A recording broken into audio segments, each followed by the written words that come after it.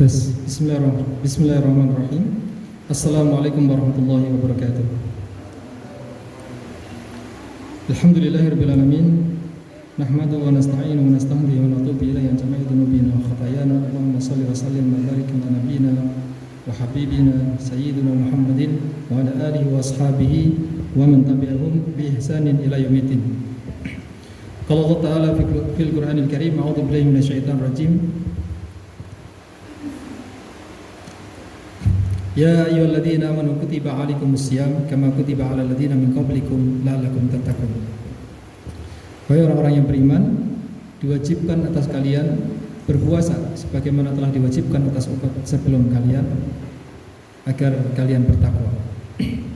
Al-Baqarah ayat 183. Alhamdulillah, segala puji bagi Allah, senantiasa kita panjatkan atas segala nikmatnya sehingga kita berjumpa dengan bulan Rajab, kemudian Sya'ban, dan sebentar lagi insyaallah mudah-mudahan Allah pertemukan kita dengan Ramadan, di mana Syahrul Ramadan, Syahrul Mubarak, ya, bulan Ramadan merupakan bulan yang penuh dengan berkah. Dan umumnya manusia jika akan menyambut sesuatu yang luar biasa, maka pasti persiapannya juga luar biasa. Ya. Maka kalau dikatakan bulan Ramadan adalah bulan yang luar biasa, bulan yang penuh dengan keberkahan, ya, bulannya kaum muslimin untuk memanen pahala, maka perlu sekiranya dipersiapkan juga dengan persiapan yang luar biasa. Adalah merupakan kebiasaan Rasul kita, kedua kita tercinta Muhammad SAW. Ya, beliau mempersiapkan dirinya juga hatta ashabahu, ya, mendorong para sahabat-sahabatnya untuk mempersiapkan diri menyambut Ramadan itu mulai dari awal Rajab. Ya, Allahumma barik lana fi Rajab wa Sya'bana wa ballighna Ramadan.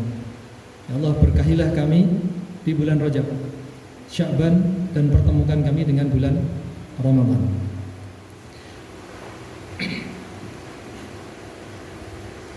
Karenanya bisa dikatakan bulan Rajab itu adalah bulan di mana kita mempersiapkan lahan. Jadi ibarat orang menanam, persiapkan betul di sana lahannya. Dan lahan itu penting. Ya, lahan itu penting. Seperti lahannya ilmu itu adalah hati. Ya, lahannya ilmu adalah hati. Maka jika Anda ingin menanam ilmu di dalam hati, persiapkan hatinya baik-baik. Karenanya para ulama kita sampai menulis kitab Tazkiyatun Nafs, ya. Diperbaiki dulu hatinya, disiapkan betul di sana tanahnya, sehingga ketika ditanam di situ bibit-bibit ilmu, bibit itu akan tumbuh subur. Asluha, ya, asluha sabitun, ya, asluha sabitun, wa far'uha fis sama. Tu'ti ukulaha kula hinin biidni rabbiha. Itu baru bisa berbuah. Tapi kalau bibit itu ditanam di tanah yang tandus, maka jangan harap dia tumbuh dengan baik, malah bisa jadi layu sebelum waktunya. Nah, begitupun dengan menyambut Ramadan ini.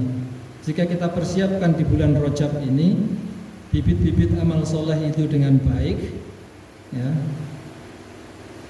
kita persiapkan lahannya dengan baik, insya Allah amal itu akan berbuah, sehingga bulan Ramadan kita bisa panen pahala yang banyak. Seperti atlet, ya, seperti halnya atlet, sebelum dia benar-benar, ya, dihadapkan dengan perlombaan yang nyata, itu persiapannya itu luar biasa, lama, bukan mendadak, ya, bukan mendadak, bahkan persiapannya lama betul.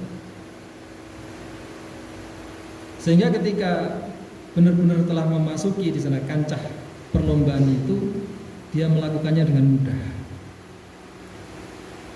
Ya. Maka sejak dari Rajab dibiasakan di sana banyak membaca Al-Quran, dibiasakan banyak murojaah Al-Quran, dibiasakan di sana mulai banyak bersedekah, ya, meskipun kecil tapi dibiasakan. Dan Rasulullah akan lebih rajin lagi ketika masuk bulan Sya'ban. Bahkan Aisyah menyaksikan, saya tidak pernah melihat Rasulullah puasa yang lebih banyak daripada bulan-bulan yang lain kecuali di bulan Sya'ban. Dan beliau hampir-hampir di Sya'ban itu puasa sebulan penuh. Hampir-hampir puasa sebulan penuh.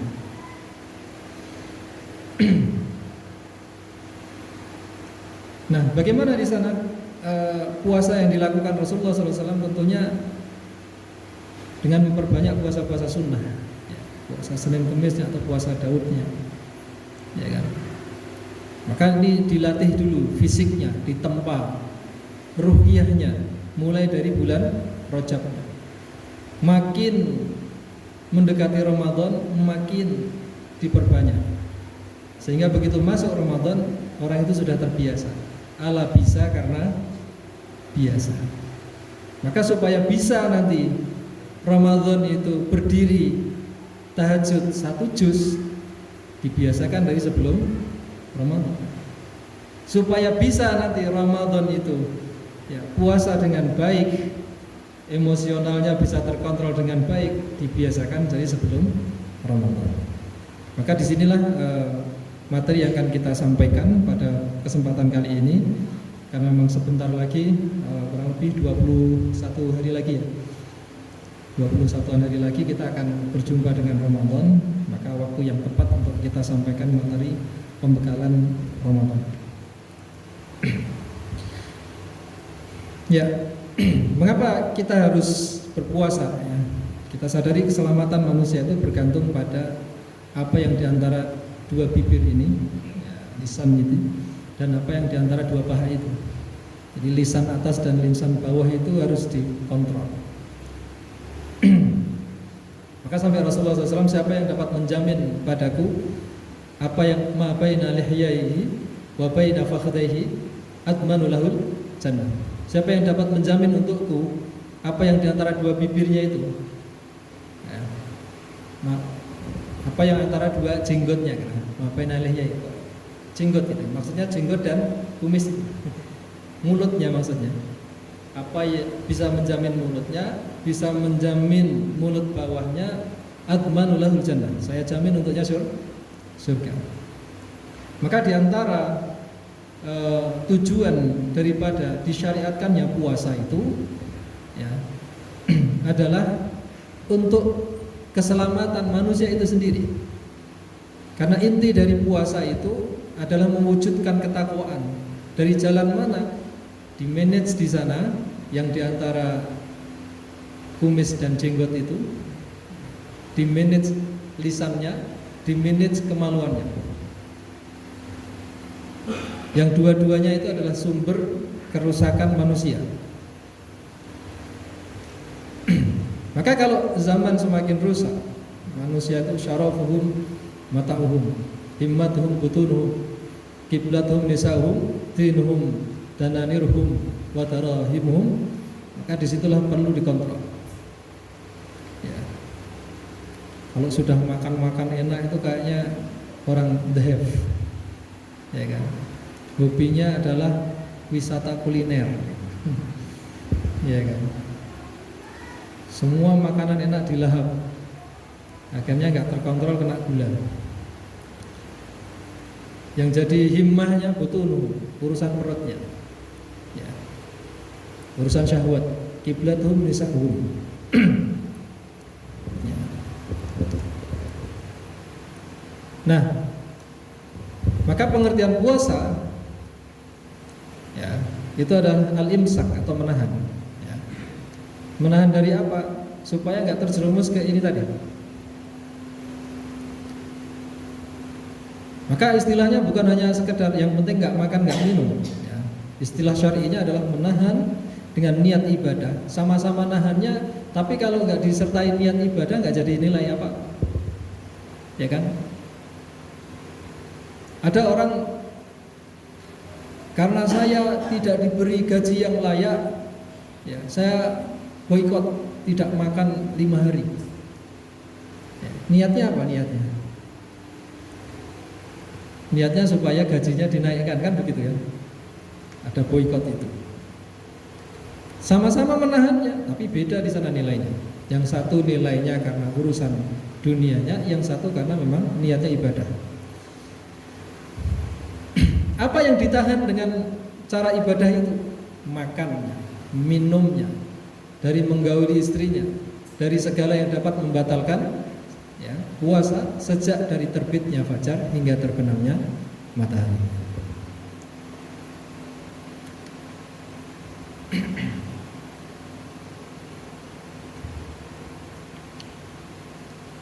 Jadi ini. Nah, bahwa puasa ini bukanlah diwajibkan atas kaum muslimin, khususnya umat Muhammad saja. Ya. Bahkan dalam surat Al-Baqarah ayat 183 Allah nyatakan bahwa siam itu juga telah diwajibkan atas umat sebelumnya. Kama kutiba 'alal ladzina min qablikum la'allakum tattaqun. Artinya kalau memang puasa itu telah diwajibkan sejak lama, bahkan sebelum umat Islam, umatnya Rasulullah SAW, maka hal itu menunjukkan bahwa memang di dalam syariat puasa itu terdapat maslahat yang banyak. Ya. Juga sekaligus supaya kaum muslimin ini tahu bahwa syariat puasa ini merupakan syariat yang juga dilakukan oleh umat-umat terdahulu, para nabi terdahulu, ya, sehingga hikmahnya itu bisa lebih mendalam. Apa di antara hikmah-hikmah itu? Nah, kita tunjukkan di sana keutamaannya puasa. Yang pertama, bahwa puasa ini merupakan perisai dari api neraka. Kalau toh keutamaan dari puasa itu cuman ini saja, sebenarnya cukup bagi kita. Bukankah kita semuanya pengen dijauhkan dari api neraka? Bukankah kita semuanya pengen diselamatkan dari neraka? Faman zuhziha 'anil nar wa udkhilal jannah faqad faza. Kalau toh pun keutamaan puasa itu cuma ini saja, dijauhkan dari api neraka, maka sebenarnya cukup menjadi keutamaan yang harus dikejar manusia. Asyamu junnatun minan nar. Ya, puasa itu merupakan tameng dari api neraka. Kajunnati ahadikum minal qital, seperti tamengnya kalian saat peperangan. Jadi kalau orang bertempur saja butuh di sana tameng gitu kan. Masalahnya yang akan kita hadapi bukanlah musuh yang nyata. Kalau menghadapi musuh yang nyata itu lebih mudah. Yang akan dihadapi adalah musuh yang gak nyata itu. Ya. Maka butuh perisai, butuh tameng, dan perisai itu merupakan puasa. Maka perintah Rasulullah SAW kepada para pemuda yang sudah mau menikah itu, sudah layak menikah. Ayo syabab, wahai para pemuda, man istata'a minkumul ba'ata, siapa yang mampu di antara kalian itu ba'ah. Ya, ba'ah itu apa? Kemampuan seksual, juga kemampuan finansial. Tapi nanti saya bedah ya. Saya bedah ini. Man istata'a minkumul ba'ata, maksudnya sudah siap untuk mampu untuk menikah. Nah, standarnya begitu. Maka di sini menarik, ya, menarik. Man istata'a. Ya. Kalau kadarnya adalah istita'ah, itu adalah kemampuan, bukan siap dan tidak. Ya kan? Wah, saya belum siap. Perintahnya Rasulullah itu bukan kamu siap atau enggak siap, kamu mampu enggak? Paham ya? Kamu mampu enggak? Wah, saya masih terkendala dengan kontrak beasiswa. Oh, berarti belum mampu. Gitu loh. Iya kan? Saya masih terkendala dengan kontrak beasiswa Mafaza. Wah, berarti belum mampu. Ya. Artinya hilang di situ penghalang-penghalang. Ya, sudah nggak ada penghalang-penghalang. Penghalang-penghalang syar'i. Penghalang kontrak sudah nggak ada. Ya. Terus kemudian dari calonnya bukan mahram, sudah jelas kan? Bukan pula saudara persusuan, ya kan? Nggak ada penghalang-penghalang itu. Artinya penghalang-penghalang syar'inya nggak ada, berarti Anda hakikatnya adalah mampu gitu. Kayak orang memahami fardu kifayah itu loh. Orang kadang kan mengartikan fardu kifayah itu yang penting kalau saya apa istilahnya, kalau dikerjakan nanti dapat pahala, kalau nggak dikerjakan nanti gugur dosanya. Kalau sudah ada yang mengerjakan, itu gugur di sana kewajibannya.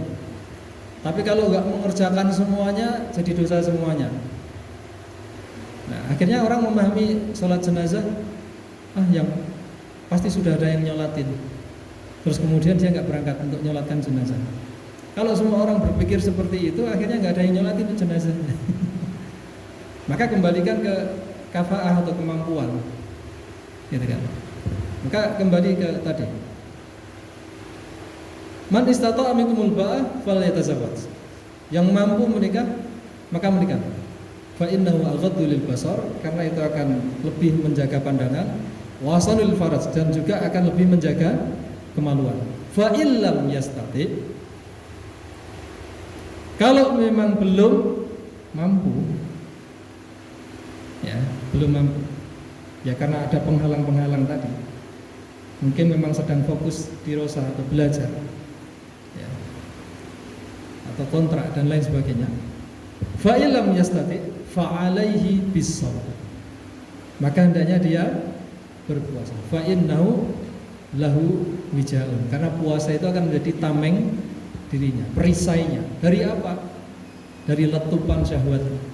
Perisainya dari apa? Dari wasawisus syaitannya, ya, dari bisikan-bisikan syaitannya. Ya. Dan garansi itu adalah disampaikan oleh Rasulullah Sallallahu Alaihi Wasallam. Ya. Maka di situ fungsi puasa yang pertama adalah tameng.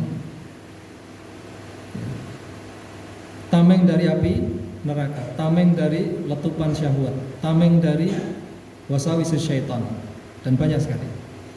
Kemudian yang kedua, dijauhkan dari api neraka 70 tahun perjalanan. Man shoma yauman fi sabilillahi azza wa jalla zahzahallahu wajhahu 'anil nari bidzalikal yaum sab'ina kharifan. Siapa yang berpuasa sehari saja fi sabilillah, ya benar-benar jalan Allah, zahzahallahu wajhahu, Allah jauhkan wajahnya, Allah jauhkan dirinya, 'anil nari, dari api neraka, dzalikal yaum, pada hari itu, sab'ina kharifan, 70 tahun perjalanan. Padahal kita aja nggak bisa jamin usia kita lebih dari 70 tahun, ya kan? Ya, maka keutamaan yang kedua itu seperti yauman, di situ bahkan yauman, sehari aja Anda ikhlas di jalan Allah, melaksanakan puasa itu dengan baik, dijauhkan 70 tahun perjalanan. Gimana kalau 30 hari? Gimana kalau dia biasa berpuasa sunnah? Masya Allah. Kemudian yang ketiga, doanya tak tertolak ketika berbuka puasa. Inna lis-shaimi 'inda fitrihi da'watun la tarud. Ya. Lis-shaimi farhatan. Bagi orang yang berpuasa, mereka akan memperoleh dua kebahagiaan. Farhatun 'inda fitrihi wa farhatun 'inda liqa'i rabbi. Kebahagiaan ketika berbuka puasa dan kebahagiaan ketika besok di akhirat berjumpa dengan Allah Azza wa Jalla. Masya Allah. Bahkan bagi orang-orang yang ahli puasa itu diberikan pintu yang khusus. Wa qalu inna fil jannati baban yuqalu lahu ar-rayyan. Di surga itu terdapat pintu yang disebut pintu ar-rayyan. Yadkhulu minhu shaibuna yaumal qiyamah, yang orang-orang ahli puasa besok akan masuk dari pintu itu pada hari kiamat. La yadkhulu minhu ahadun ghairuhum, yang tidak pernah masuk dari pintu itu siapapun kecuali oleh mereka. Yuqalu aina shaimun, di mana orang-orang yang ahli puasa? Fayaqumun, kemudian mereka semuanya berdiri. La yadkhulu minhu ahadun ghairuhum, yang tidak diperkenankan masuk dari pintu itu kecuali mereka. Jadi pintu itu memang khusus, betul-betul khusus untuk yang ahli puasa itu. Hanya yang berhak saja yang berdiri di situ. Hanya yang berhak saja yang bisa masuk ke situ. Yang lain enggak. Maka subhanallah, nanti kalau ya benar-benar masuk ke surga itu berbondong-bondong. Bahkan ada yang masuk neraka itu berbondong-bondong. Bahkan ada orang-orang yang ketika masa hidupnya itu mungkin sering disakiti orang lain, terus kemudian dia memaafkan. Nanti di akhirat juga akan dipanggil seperti itu. Siapakah orang-orang yang ada di sana hak pada orang lain yang dia belum membalasnya? Maka orang-orang itu akan bangkit. Hanya mereka yang diberi kekhususan itu.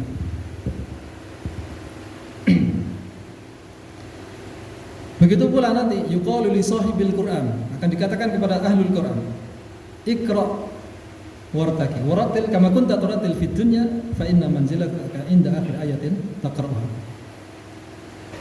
Jadi ada kelompok ahli salat, kelompok ahli zakat, ada kelompok ahli sedekah, ada kelompok ahlul Quran, ada kelompok ya, ahlul jihad. Masya Allah. Gimana kalau orang itu lakukan semuanya? Ya, semua pintu surga merindukannya. Alangkah indah, alangkah indah.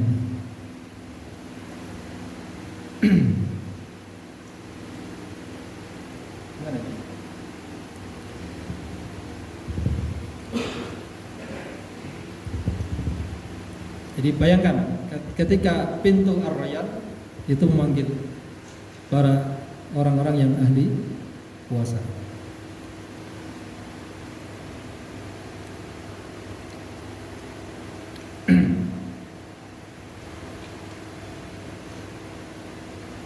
Keluar sendiri.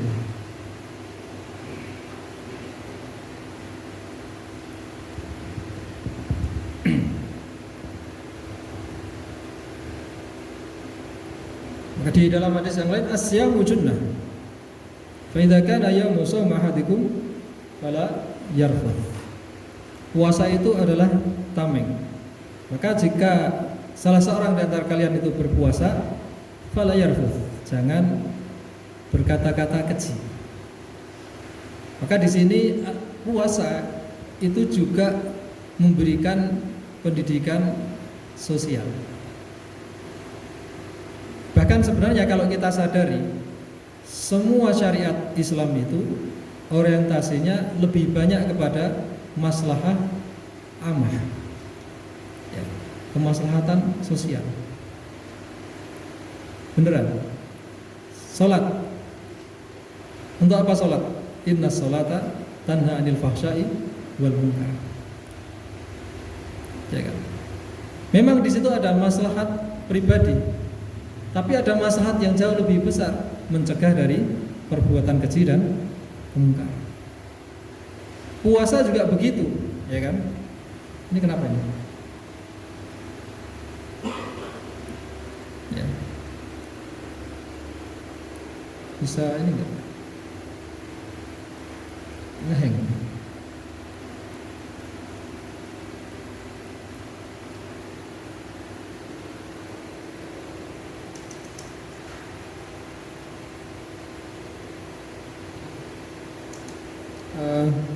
Salah satu ngambilkan mouse di tas depan.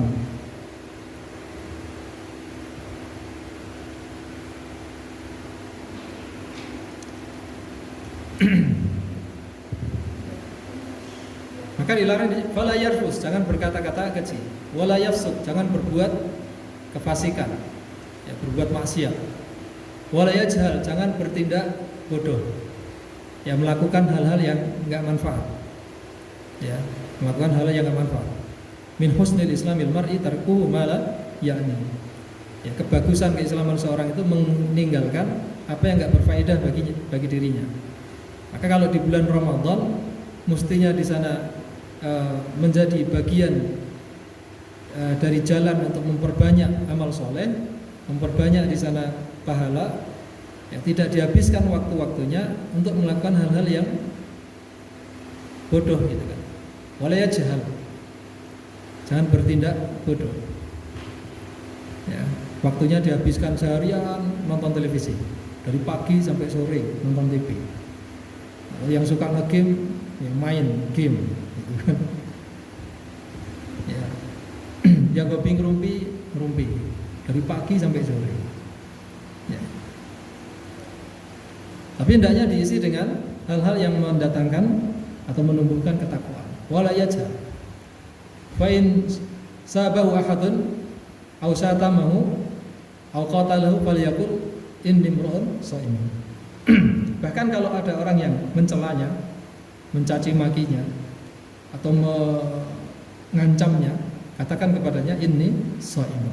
Sesungguhnya aku adalah orang yang sedang berpuasa. Gimana ini?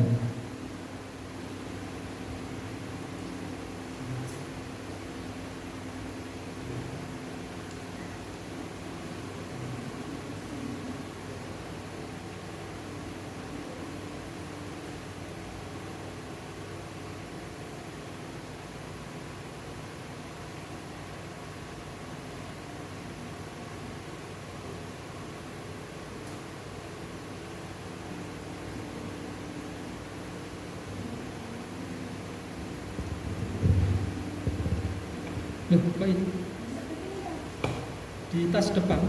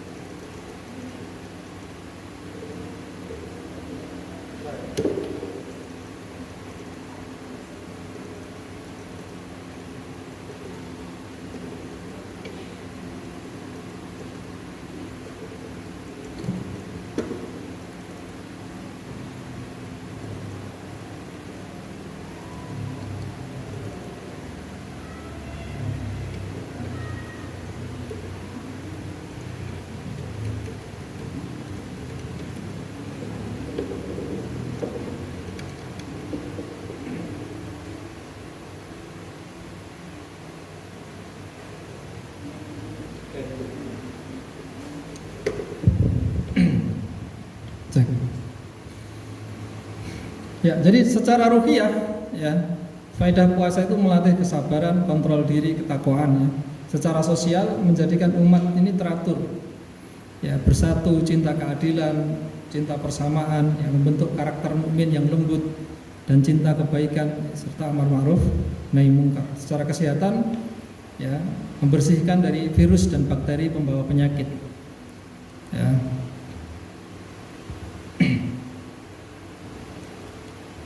Maka aspek sosialnya di situ jauh lebih banyak, ya. Sama-sama merasakan, ya, kelaparan, ya. Terus kemudian muncul di situ rasa cinta, muncul di situ rahmah, kasih sayang, kemudian keinginan berbagi. Kalau bulan Ramadan Anda akan mendapati betapa orang ringan di sana memberikan takjil atau buka puasa. Tapi di luar Ramadan agaknya itu jarang sekali orang memberikan buka puasa. Padahal keutamaan memberikan pahala memberikan takjil atau buka puasa itu sama. Ya. Di luar bulan Ramadan pun juga ada keutamaannya. Man fattara sha'iman, siapa yang memberikan iftar atau buka puasa kepada yang puasa, Ya, fattarallahu lahu fil jannah. Besok di surga Allah akan berikan buka pula gitu kan. Akan berikan makanan pula. Dan bukan hanya itu, banyak sekali. Ya. Oke. Di antara macam-macam puasa ya, yang wajib kita kenal ada Ramadan, puasa nadar, puasa kafarat ya, untuk menebus salam. Seperti orang yang kalau sengaja melakukan hubungan suami istri di siang bulan Ramadan, maka kafaratnya adalah berpuasa 2 bulan berturut-turut. Maka itu kafarat. Kalau nadar misalkan, kalau nanti saya lulus ujian, saya nadar puasa Senin Kamis selama 1 bulan, itu nadar dan itu wajib. Ya, tadinya sunnah naik jadi wajib karena nadar. Tapi kalau nadarnya melakukan hal yang melanggar syariat, justru di sana harus dibatalkan. Seperti orang yang nadar, nanti kalau saya lulus tes PNS, kemudian saya akan puasa seumur hidup. Wah, itu kan ya menyalahi syariat. Ya, nadarnya berlebihan. Kemudian yang sunnah ada puasa Arafah, puasa Asyura, puasa 6 hari ya di bulan Syawal, kemudian puasa bulan Sya'ban, kemudian 10 awal Dzulhijjah, kemudian puasa Muharram, Ayyamul Bait, Senin Kemis, puasa Daud, juga puasanya bujang. Ya, para bujangan dan bujangan. Ya, bujangan dan bujangan. Ya, ini sunnah ya, yang tadi disampaikan Rasulullah. Ya. Kemudian yang makruh, ya, puasa pada hari Arafah, puasa pada hari Jumat. Ya, maksudnya mengkhususkan di hari Jumat. Ya. Kemudian di hari Sabtu saja. Ya, ini seperti puasanya orang Yahudi. Kemudian di akhir Sya'ban, karena itu ayam syak. Ya, bisa jadi nanti sudah masuk 1 Ramadan. Kemudian yang haram ada puasa wisol. Ya, puasa wisol. Wisol itu apa? Nyambung tanpa berbuka. Ya, kemudian puasa dahr. Ya, selama-lamanya. Ini juga nggak boleh. Ya. Kemudian yaum syak, puasa di hari-hari syak. Kemudian puasanya istri tanpa izin suami. Ini maksudnya puasa sunnah. Ya, jadi istri mau puasa sunnah itu izin sama suami. Nanti kalau suaminya butuh, kacau kan? Gitu. Ya, terus hari itu jadi kurang bergairah,